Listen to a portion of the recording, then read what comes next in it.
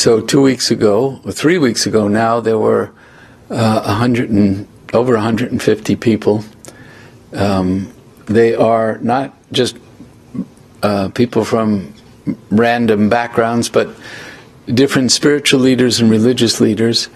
And we used to do this once a year. They would come together and eat together and pray together. And the reason why we made this commitment is because now they're going to do this all over the Holy Land. And what happens is people on the street see this and they join, they come together. In the Holy Land, and possibly in the whole of the Middle East, I don't know, but I do know a little bit about the Holy Land. Peace is going to come from the religions and not from the politicians. And when the religions actively move towards making peace with each other, peace will come. This is a group that we started almost 15 years ago, and they're not just religious leaders, but they're spiritually awakened religious leaders. And we've kept it going, and it's women and men, which is, I mean, here it would be obvious, there it's not. Of the four faiths, and they come together, they eat together, they pray together, and I don't know where they can see that letter, not the postcard, you know, but there's one picture where you see a line of Muslims bowing down and Jews behind them praying. On either end is a Christian father. There's some Druze in the background. It's the real deal. And what I've learned is not to go in with our concepts of what should be. You know, like we said, well, why don't you say each other's prayers? Well, they won't, and they're not ready to do that, and maybe they never should. And that's just our concepts about what should be. But what people in the Abrahamic Reunion know is that prayer is real, that it has value, and that it can bring peace. And it's the only voice of sanity in the midst of unsanity. It's crazy there. It's crazy there. And I think I told this story last week, but I'm going to tell it again.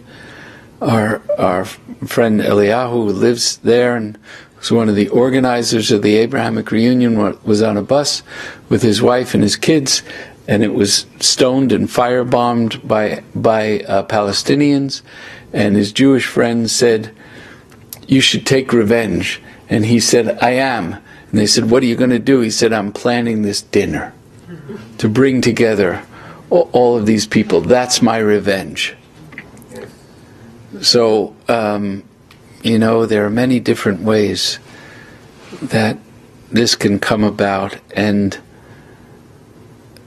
there are people there, they know enough, they have enough feeling, they have enough respect for each other.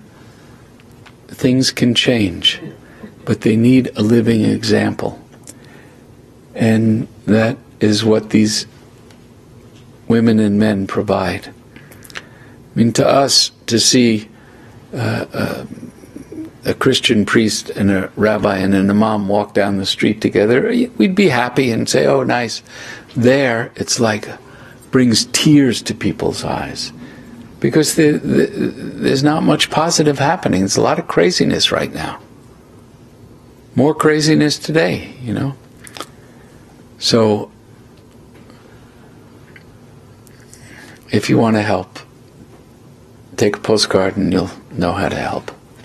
Or take a few and give them out to people, and take them to the places you go. And if you go to other like spiritual centers or know people who care about this, just take a few. We'll print more, you know. Take them out there. The next event is Sunday, September 14th, and they're going to take a bus of people to different places, including Haifa and a mosque that the mosque of Akko, and the Baha'i Gardens, and Isafia, which is a Druze village. And I think that we stopped them there. They always want to do too much and nothing gets done. So what we do, the voice from the West is, okay, that's enough, that's enough, that's enough. And that way here's the money. And here's the money, yeah. It's very expensive. Every bus is $1,000. And we get sometimes, last time we had 2 or 3 buses, and the food is really expensive because we have to get kosher food for everybody, or else the Orthodox Jews won't sit at the same table as everybody else, and it just goes on and on and on. And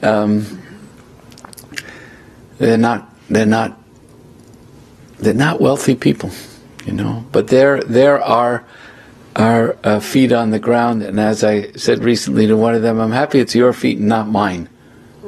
It's frightening what's going on there. But I feel like they live there. They know the breath, they know the air. And we can help from here. We can do our part.